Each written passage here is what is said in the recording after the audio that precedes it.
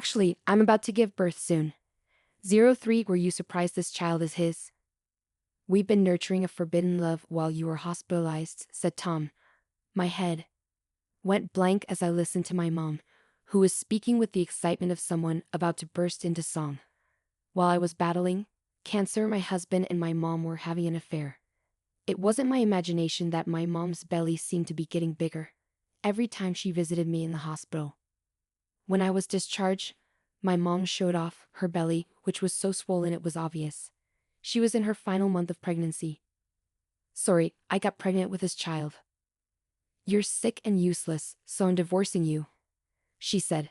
I quietly agreed to the divorce, without a moment's hesitation, and left the house immediately. Later, when I imagined the panic on my husband and mom's faces as they discovered the unexpected turn of events, I couldn't help but laugh. My name is Lynn. I didn't grow up in a very good home environment. My mom, Yvonne, gave birth to me when she was 18, maybe. Because she had me so young, she never really seemed to understand what it meant to be a mom. She was too busy running around and having fun to care about our family. Her friends praised her for being cheerful wherever she went, but at home, she was often indifferent or even cold to me. In her life, I was just a small part, and I rarely felt any warmth or affection from her as a mother. On the other hand, my dad was a famous potter. As a craftsman, he cared for me, but he was shy and awkward and not very good at showing his affection directly. Still, I was grateful to him. If it weren't for him, I might not be alive today, given how neglectful my mom was. When I was in high school, my dad had a stroke and has been bedridden ever since. To help with the household finances, I gave up my plans to go to college. My mom was completely unreliable when it came to money. I got a job at a local trading company right out of high school. Since my mom didn't help with my dad's care, I had to juggle work and taking care of him. During the day, I had to rely on a caregiver while I was at work, which was also expensive. Even with some financial aid, it wasn't enough, and I struggled with daily life.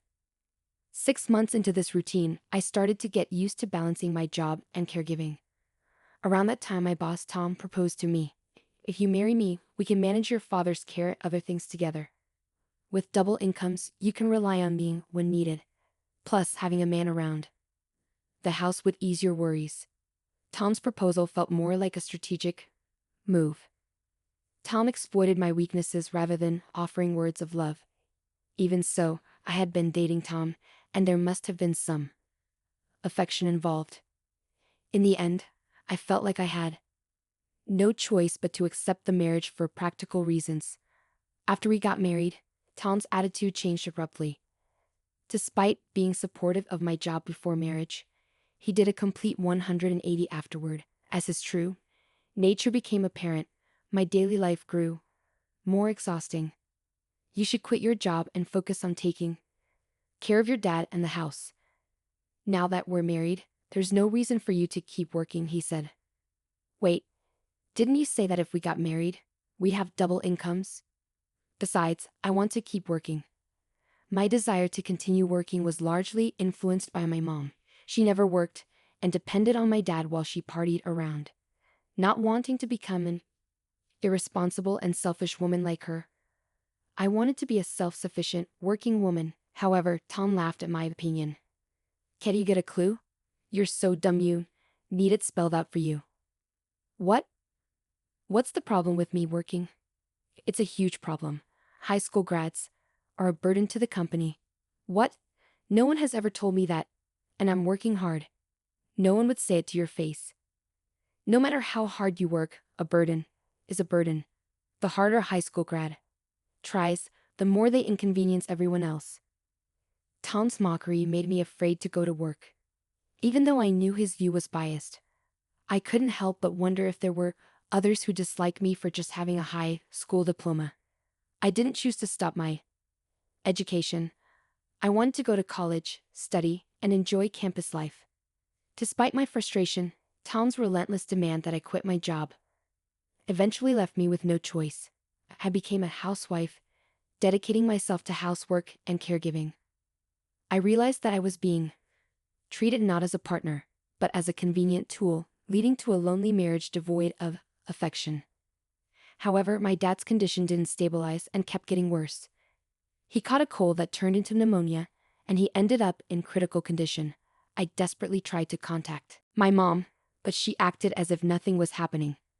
Mom, Dad's condition is really bad. This might be the last chance to see him. Can you at least come see him once? I pleaded. Why should I go? Sure, your dad and I are married, but we've never really lived together properly. I have no interest in seeing a useless old man who can't work. Besides, has he even asked to see me? She replied coldly. Dad can't talk right now. Then there's even less reason for me to go. I'll go see him after he passes. Hearing those words, my heart froze instantly. After that, my mom stopped answering my calls, and she never came to see my dad. Before he passed away, true to her word, she showed up only after the funeral was over. She probably avoided coming before the funeral to escape the hassle of being the chief mourner. Her calculating and selfish attitude was obvious to the relatives and acquaintances present, and many frowned at her behavior. When she finally returned, she had a nonchalant smile on her face. Finally, he's gone. I'm here to collect the inheritance. He was earning, so there must be some money, right? She showed no sadness about Dad's death and only talked about money. The relatives were appalled by her behavior, but since she had a right to the inheritance, she made sure to get her share, which was really unpleasant for me. Another 6 months passed, and this time, I received bad news about myself. I was diagnosed with cancer. I felt like the unluckiest person alive. From the moment I was born to such a mother, I had no luck at all. My life has been a series of tragic events, and this diagnosis was the most devastating blow yet. I was still in my 20s and felt hopeless about having cancer. But when I told Tom, he didn't seem concerned at all. Wow, cancer. They say it progresses faster when you're young, so you better get treatment quickly, right? How much is that going to cost? Do you have insurance? He asked. Yes, but are you worried about the money first? Why should I worry about your health? It's the doctor's job to fix you. Me worrying is pointless. Is that something a high school grad can't understand? My job is to provide the money, but if it gets too expensive, you'll have to give up your life. Facing this harsh reality, I couldn't figure out how to move forward or even how to fight. Tom's cold words left me very depressed, but I couldn't stay down forever. I tried to stay positive, but it was a shock. When I had to be hospitalized for a year to focus on treatment, every day I wondered if I would survive and leave the hospital alive. During this time, both Tom and my mom visited me. However, I couldn't help but notice that they always came together. My mom was a party girl who was rarely home. The only time she and Tom had really met was after my dad's funeral, when she came to beg for her inheritance. Yet Tom and my mom always seemed friendly with each other.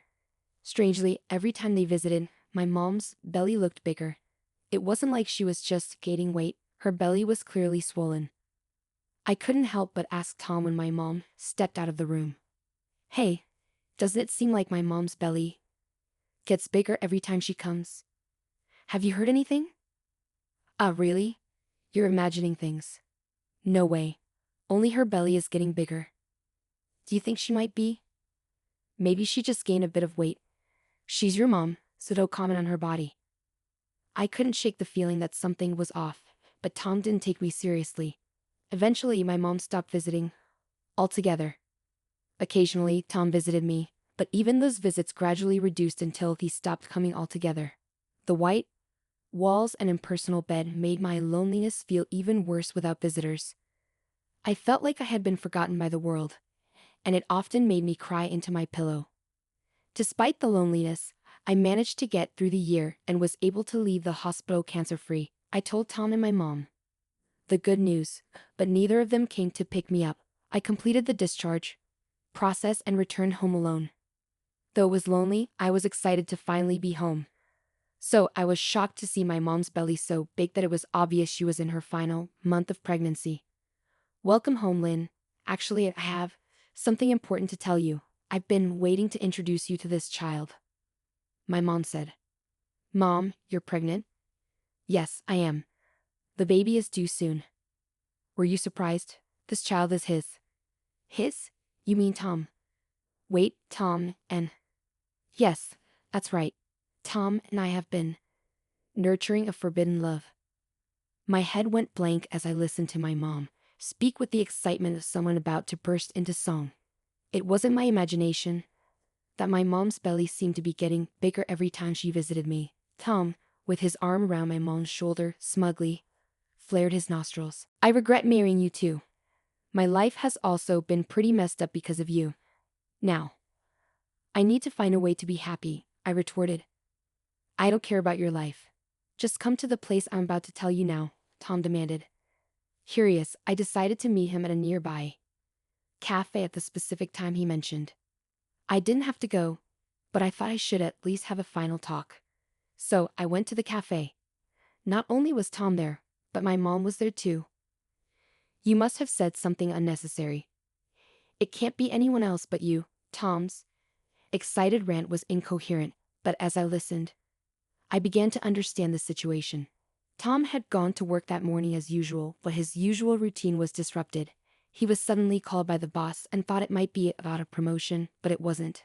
The boss had ordered Tom to transfer to a subsidiary in a remote area. Tom was good at his job. He had been the ace of the sales department, always performing at the top level. The news of a transfer to a subsidiary came as a complete shock to him. Flustered, Tom asked the boss, "Excuse me, sir, there must be some mistake. I never asked for a transfer, and I don't think I've done anything to warrant this. You should reflect on all your actions before you speak." What do you mean? I haven't made any mistakes at work, and the recent deal went well. I'm saying that a man who betrays his wife can't be trusted as a person. We can't have someone like that as the face of our company in sales. How do you know about that? The transfer is final. If you can't accept it, then resign, the boss had told Tom, leaving him speechless. He assumed I had told the boss. You must have fed him some lies. What did you do? Tom, in his fury, confronted me. I couldn't help but laugh before nodding. Yes, now you get it. Actually, my dad had a brother. That man, my uncle, was the boss of the company where you worked. He was a busy man and couldn't attend my dad's funeral. Tom, you had no idea until now that my uncle was the boss. My dad was expected to be involved in the company, but he rebelled against his parents in his youth, wanting to pursue a career in art, and left home. This estrangement probably contributed to my uncle and dad not being closely connected. However, when my dad had a stroke, my uncle reached out to me, saying, "Let me know if you need anything." It was only then that I learned my uncle was the boss. Even my mom didn't know this. I've always been in touch with the boss as family, but mom never visited dad in the hospital, and you, Tom, were never interested in me, so you didn't notice. This happened because you didn't care about your family. It's your own fault. After I calmly stated the facts, Tom hid his anger and pleaded with me. If the boss is your uncle, then he'll listen to you, right? Please convince him to cancel this transfer. No, I won't. Why not? Your husband is in trouble. I signed the divorce papers yesterday, remember? You and I are no longer married. We're strangers now. I coldly dismissed him. My mom started to get angry. You can't cut off family ties. Don't act like we're strangers. How can we live in some remote place with a baby on the way? Then don't live together. We never lived together properly anyway.